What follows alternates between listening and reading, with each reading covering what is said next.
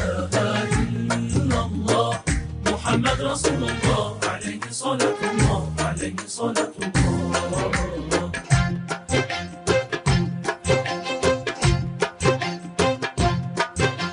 Children are wearing new clothes, bright colors fill the streets, their faces full of laughter, their pockets full of sweets. Let us rejoice indeed, this is the day of Eid. Let us rejoice indeed, for this is the day of أعوذ بالله من الشيطان الرجيم بسم الله الرحمن الرحيم اللهم صل على سيدنا محمد وعلى آله وصحبه وسلم. Assalamu alaikum wa rahmatullahi wa barakatuh. You're welcome onto the program Message of Islam. I am Rahmat Abdulaziz Toko. Firstly, let's have the recitation from the glorious Quran. Afterward, I'll introduce my guest to you. Stay tuned.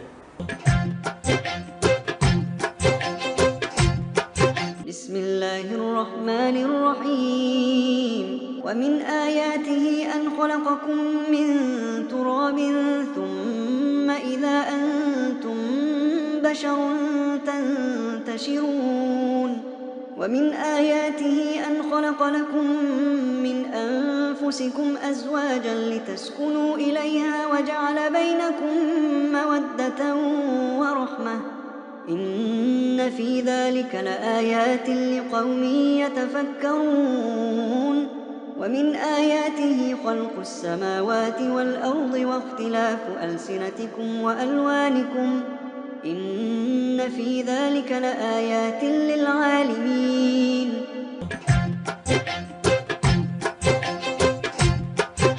You're welcome back, and if you're just joining us, the program is Message of Islam, and we're in the segment of introducing my guests to you and our topic. What's our topic today? Our topic is marriage in Islam. Do you know the righteous things to do during this time, and what are the necessary things for you to do? And to shed more light on this, we have Jatulai Olawale Suenu, the administrator, Jatulai Korehani Center, Isolo, Lagos. Assalamu alaikum, sir. Wa alaikum salam wa barakatuh. Thanks You're for having welcome me. on to the program Message of Islam. Thanks for having me. And thank you for joining us. And our topic today, marriage in Islam. What is this concept behind marriage in Islam? To start with, I'll start with the verse of the Quran that says, وَمِنْ آيَاتِهِ أَنْ خَلَقَ لَكُم مِّنْ أَنفُسِكُمْ أَزْوَاجًا لِتَسْكُنُوا إِلَيْهَا وَجَعَلَ بَيْنَكُم مَّوَدَّةً وَرَحْمَةً. That's وَمِنْ آيَاتِهِ, and one of Allah's signs, أَنْ خَلَقَ لَكُم مِّنْ أَنفُسِكُمْ أَزْوَاجًا, that He created us in pairs. لِتَسْكُنُوا إِلَيْهَا, so that we can be, living with each other, can be comforts with each other, to each other. وَجَعَلَ بَيْنَكُمْ مَوَدَّةً, and He created within us, among us, mawadda, what they call compassion, love, warahma, and also mercy. So this is teaching us that it encompasses so many things. Marriage is an institution, because in Islam, nobody will say that he wants to live alone. Nobody, as a Muslim, will have it in mind that he wants to be single, or a lady who wants to be single. It is impossible. So you have to reach a particular stage of life that you have to live with someone in order to procreate, in order to live according to Allah's injunction, and to stay away from the fawahish, from atrocities of this world. So that is the reason why the institution was laid down by Allah and also Prophet Sallallahu Alaihi Wasallam. Why is marriage considered an important part of a Muslim life? As the Prophet Sallallahu Alaihi Wasallam mentioned, that a person who gets married has fulfilled half of his deen. Half of his deen, because you will stay away from a lot of fawahish. You know what called fawahish? Fawahish, let's say atrocities that mankind can commit. By thinking, by doing some other things that Allah doesn't want. And is a way of protecting a lineage and also bringing family ties together, and also is a way of procreating as well, because definitely for the ummah to grow, we need to procreate. So this institution is not just an institution that it is very, very important, and we just have to make sure that we guard it and make sure it's going the way Allah and Prophet Sallallahu Alaihi Wasallam wants it.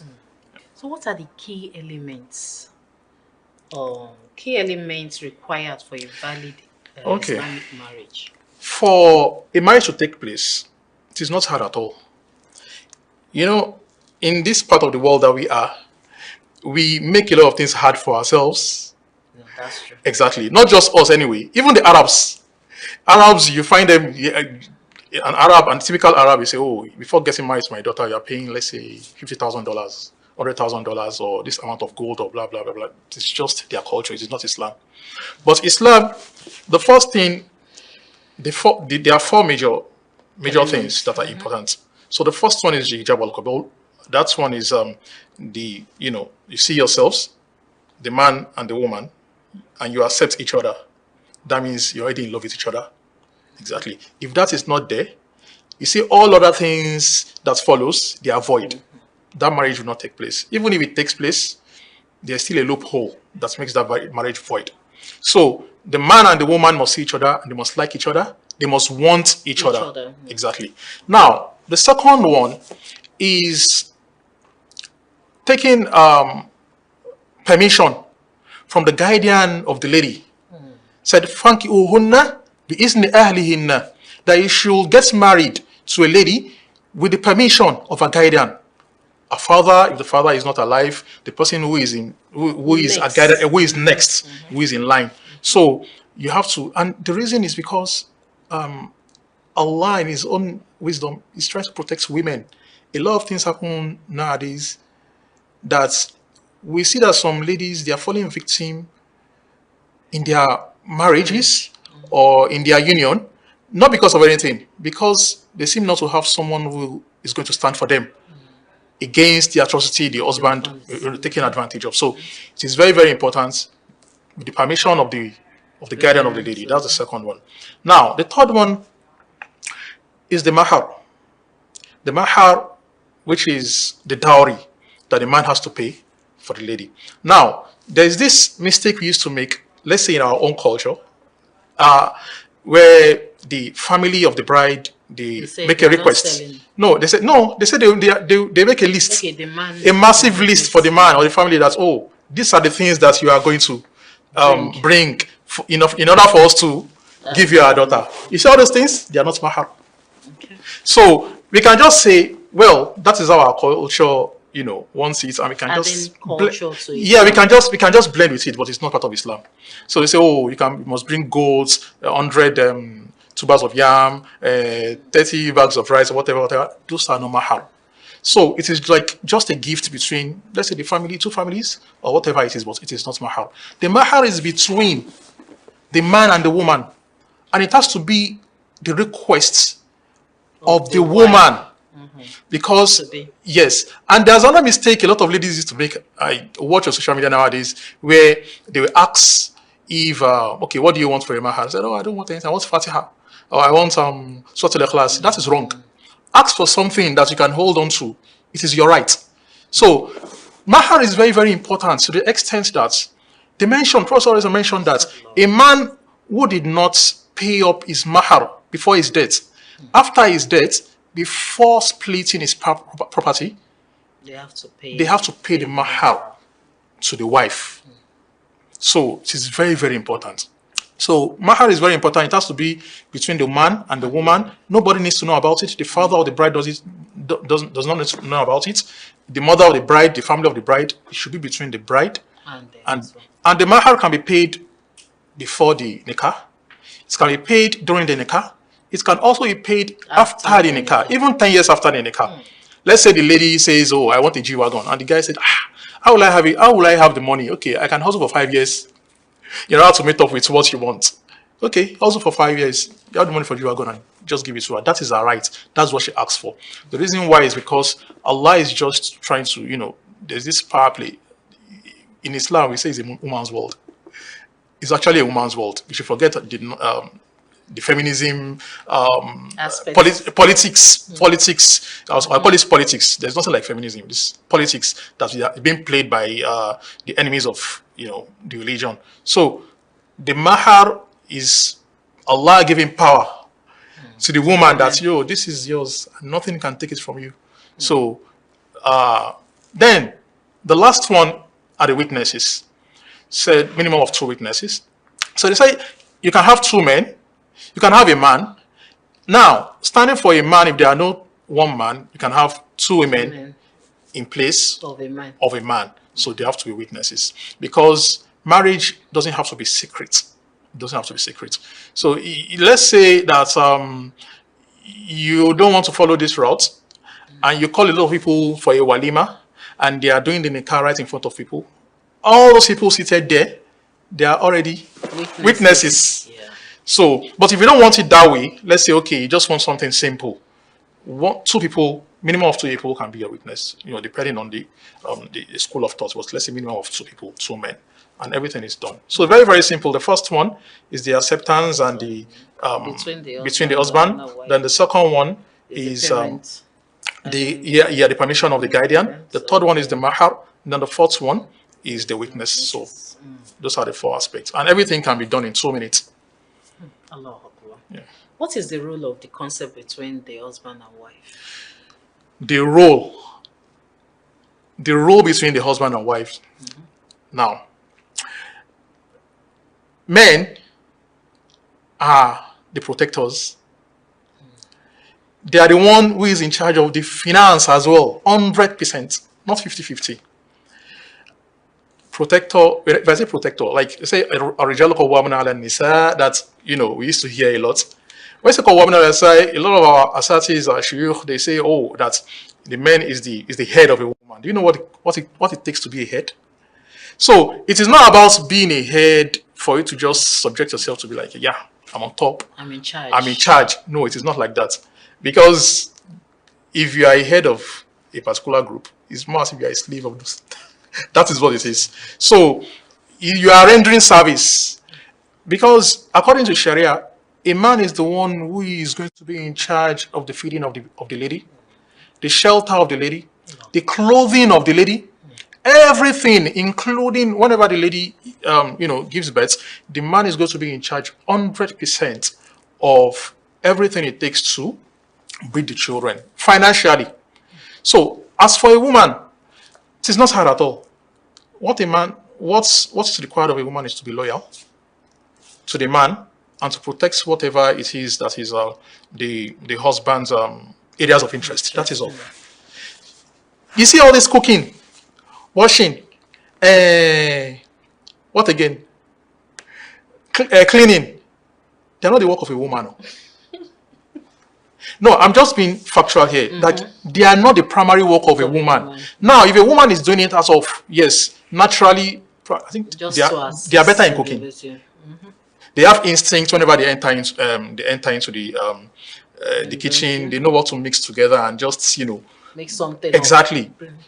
Naturally, instinct of a woman, whenever in the bedroom, they want everything to be neat, and that is just. But on a very good day, talking of that is not a job. I'm going to refer this to one of the stories that happened during the time of Umar radiallahu anhu. Umar is the second right hand caliph. So a Sahaba was he felt attacked by his wife. So he went to Umar. He went to Umar's house, wanting to report his wife to Umar. So he got to Umar's house. He was hearing a very massive sound, like Umar's wife was yelling at Umar. He just had to take a turn back. Umar had his footstep, opened the door, like, what do you want? He said, no, I want nothing. No. What do you want? You came here for a reason. He said, my wife was disrespecting me. I wanted to come report my wife. But what I had is even more massive from what I'm seeing at home. Then Umar said, you see, that woman, she cleans my house, she cooks for me, she takes care of my kid, and it's not her job. So won't I overlook her excesses? Just imagine that. So primarily, in fact, in a particular school of thought, it is saying that if that lady has servants working for her in her father's house, that's why before a man picks a lady, he needs to know that is he capable of taking care of this lady, because she's definitely coming with a particular status. So you know that she has servants working for her, and you want to go marry such a person, know that you have to be capable enough to take care of what she's used to in her father's house. So she has servants working for her in her father's house. Then you also, you have to prepare something of such for her when she comes to your house. So those are the, but ladies who are doing it out of compassion, kindness, they are humble, they want to help out their husbands. That is very good. It should be better. So Hello, yeah. hello. Alhamdulillah. Well, on this note, let's go on a short break. I will be right back. Stay tuned.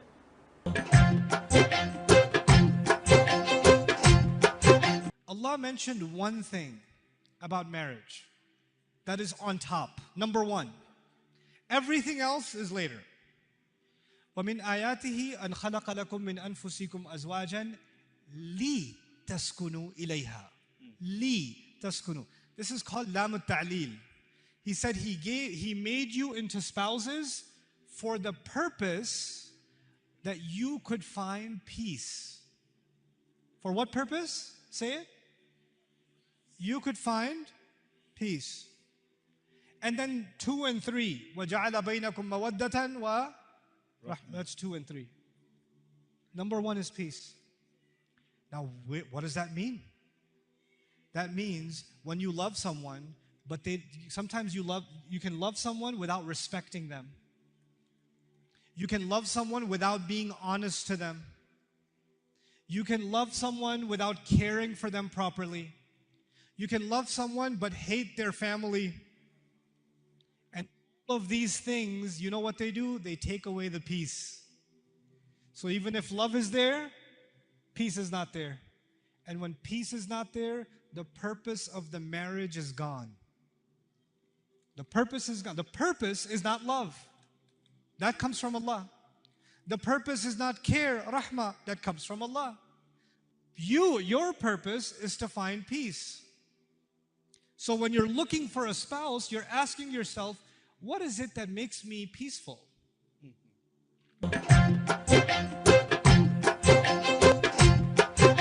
You're welcome back. And if you're just joining us, the program is Message of Islam. You've not missed a lot. I still have Ujatulai Olawale Sueno on the program. Why is the presence of a witness very important in a marriage contract? Because we are human. Anything can happen. If there are no witnesses to it, one of them might want to play. Shaitan, may the curse of Allah be upon, can enter into mankind Anytime. through any route. Exactly. So just in case something wants to erupt, the witnesses, they're able to come in and say, oh, I was a witness to this. This thing mustn't happen. I was actually a witness to this. But if there are no witnesses, anything can happen between them and nobody is going to, see to it. It is just going to be something that happened, no witnesses, and that is it. Even in the courts, you need witnesses. Yes. So some certain things, there are some certain marital problems that will happen, that at the end of the day, they will want witnesses to that marriage. Now imagine there are no witnesses.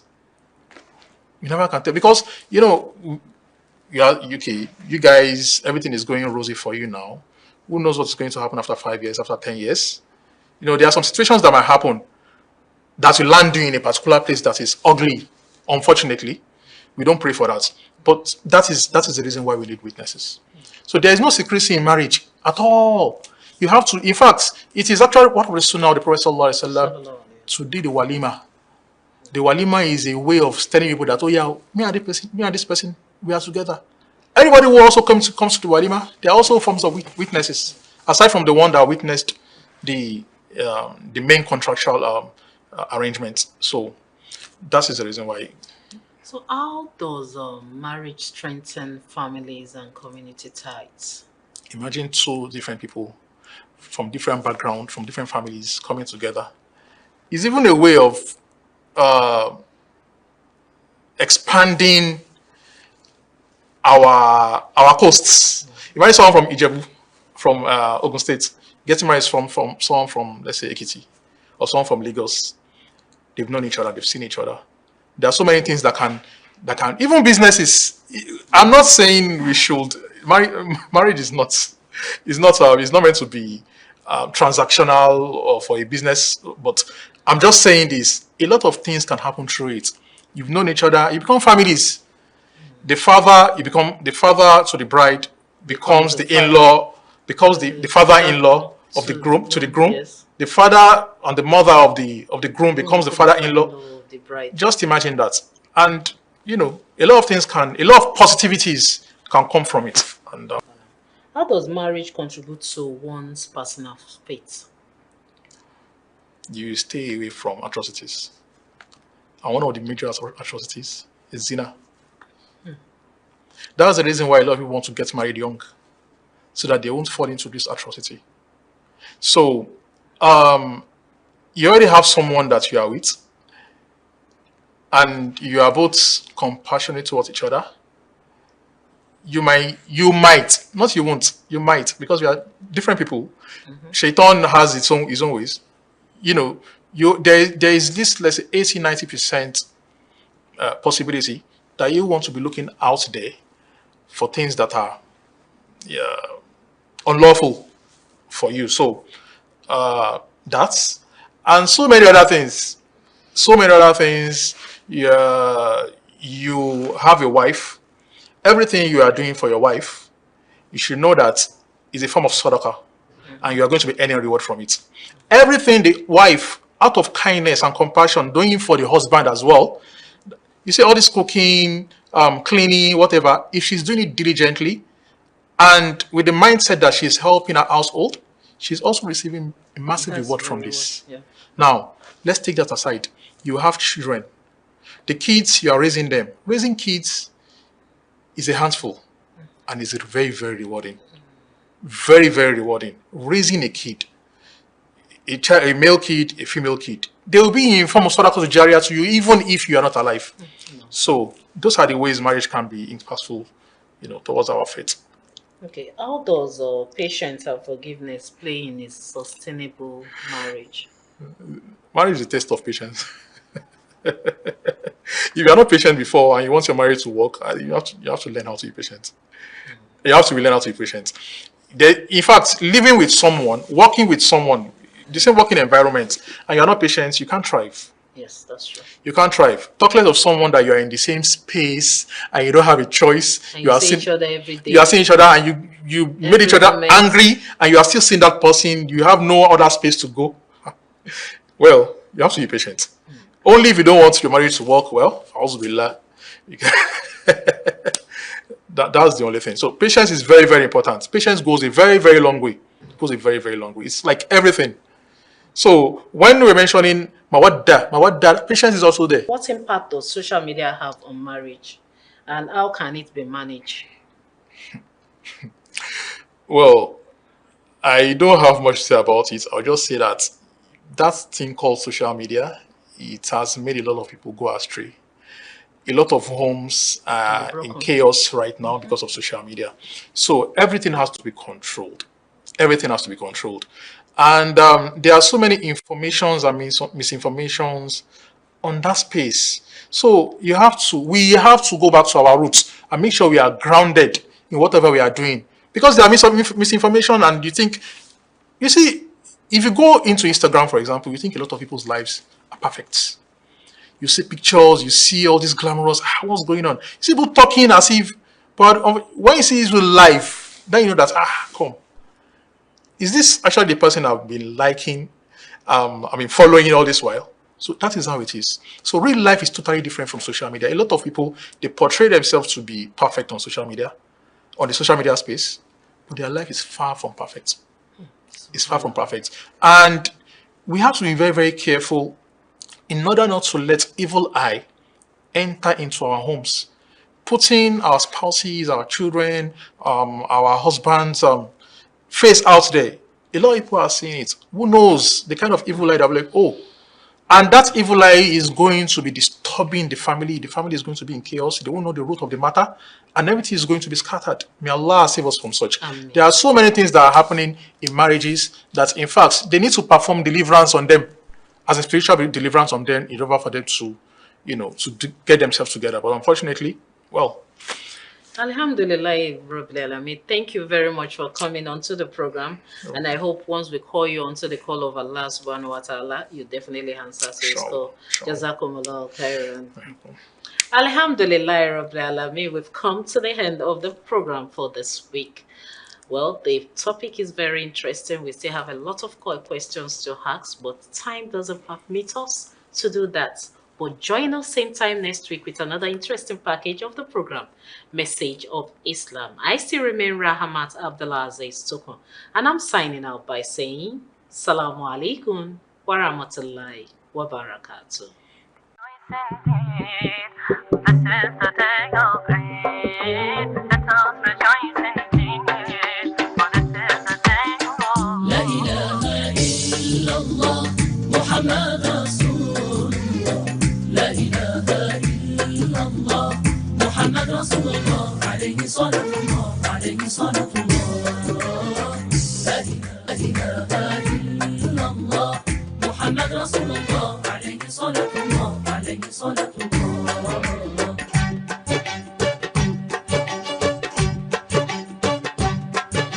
Children are wearing new clothes, bright colors fill the streets. Their faces full of laughter, their pockets full of sweets. Let us rejoice indeed. This is the day of Eid. Let us